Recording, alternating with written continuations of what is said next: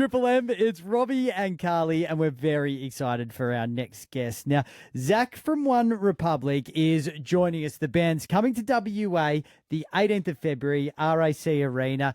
He is here. We're excited for it. Zach, hello, sir. How are you? Hi, I'm doing well. I'm very, very excited to be in this part of the world for sure. And you guys aren't strangers to this part of the world, and we love to have you here. Do you have any fond WA memories?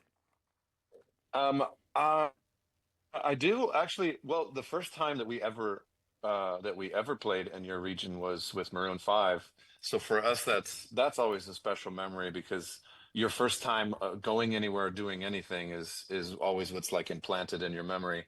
And we opened up for them um, there. I can't remember the exact year, but I want to say like around 2008, 2009, but I could be wrong because my memory is pretty bad. But I remember that whole tour, and that was the first time that we kind of went across Australia, and we just like fell in love with all of it. You know, the people, the culture, the fans were amazing, and we were just like sort of wide-eyed, like we were just this was all new, you know, and we were playing these arenas, and we were thinking someday could you imagine like if we were able to play this, you know. So those are like definitely the fondest memories that I have. I also wouldn't mind tipping touring with a band like Maroon 5. You guys would have all got up to a bit of debaucherous stuff. Does touring look a little bit different now you're a bit older? Well, I always stay pretty non-debaucherous. That's just kind of my style. But I would say as we've gotten older, we've gotten more boring. So the I hear you. I things that hear we really you. get excited about, you know what I mean? Yeah. We get excited about a nice gym that we can work out in. Is there a nice restaurant we can have dinner in? Very boring, very non-rock and roll. And just honestly like walking around a city and just checking everything out and asking people, where should we go? What should we do? I love All of that that. is so extremely fun. Yeah. Well, let's take it back to the rock and roll days, though, because you guys were nominated for a Grammy for Apologize, which congratulations, that's a huge achievement. We recently had the Grammys, and I'd love to know what is it like actually attending the Grammys? Like we see it from an outsider's perspective, and then we see the internet like to do their hot takes. But I imagine as an artist attending the Grammys, being around so many other artists, it would be such a surreal experience. Oh yeah, it's extremely surreal. I mean, you like, especially when we went early on in our career, we couldn't believe what was going on, and the amount of people that were famous that were walking past us in the hall, or had a dressing room next to us, or sitting next to us in the audience or whatever. Like it was just like, there's that person. It really is. It really is incredible, and it moves so fast. And getting pushed down like the red carpet and trying to answer interview questions and having your picture taken. It really is insane. It truly is insane. You have to keep it in perspective though, and you have to realize that awards or receiving awards or not receiving awards is it's very similar to the same thing. It really just matters what the fans think, and will they come out and come to your shows, and do they like what you're doing? Do they enjoy the music? Does it move them and inspire them? Then that's really what truly matters. We always hear about the The award ceremonies are just flashy. we always hear about the Oscars gift bags. Does the Grammy have the version of that? Oh, And yeah. are they really cool? And if you're nominated, do you get access to those cool goodie bags?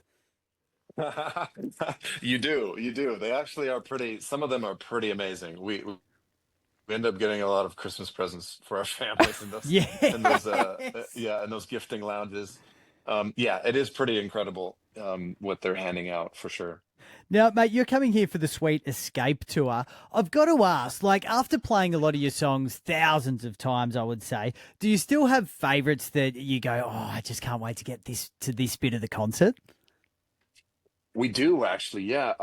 Just recently we finished a new song called "Need Your Love," and we decided instead of like doing, we're kind of gonna do the old school version of putting it out into the ether, which is just you put it in your set and you play it, and even though people don't know it, you sort of try it out, on the audience.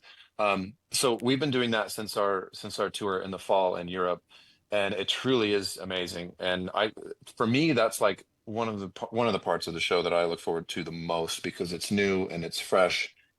And to see the audience sort of like first they're kind of like, oh, I haven't heard this before, and then the first chorus hits and they're kind of like, I like this, and then by the end, like they're just sort of in it. That for me is my favorite. I think a lot of times it's the new song that really like that you look forward to the most because it's something new, and if it's well received, then you feel like, okay, we can keep going.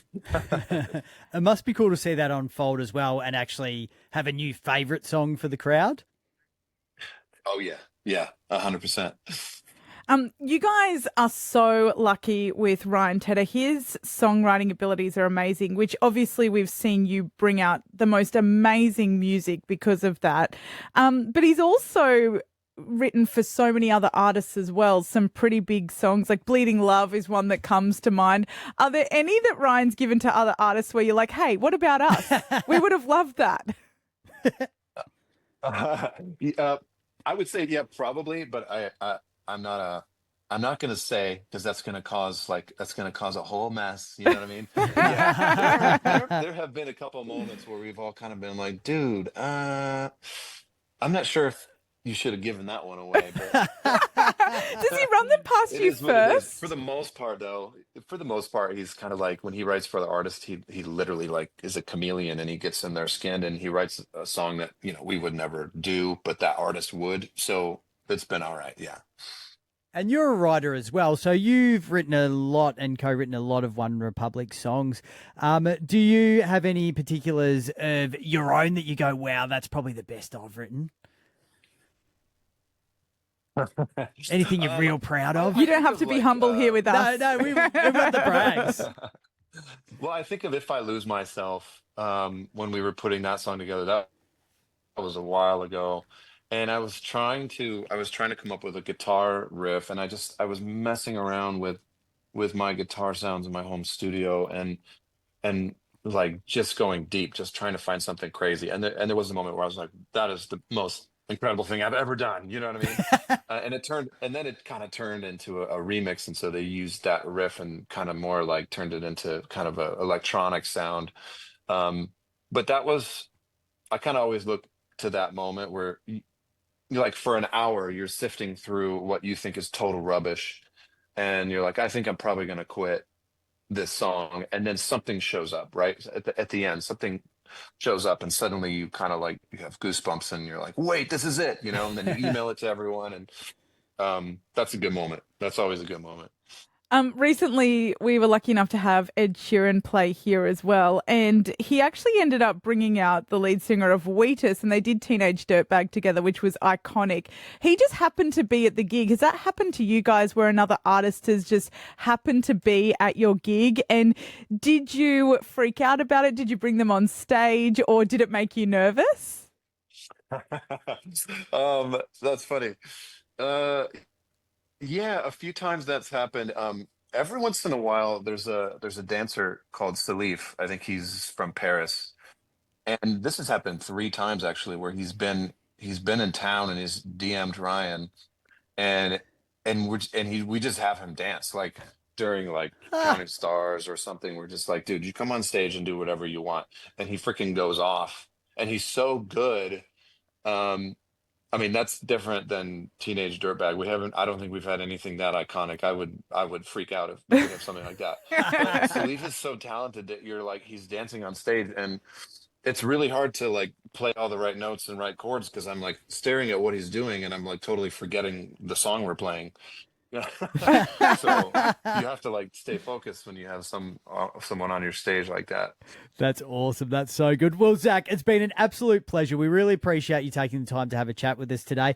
When you're here on Feb 18th at RAC Arena, if you see a little redhead girl in the front row waving at you, that's Carly. So just know I want to come on stage and dance. All right. Or just wave back.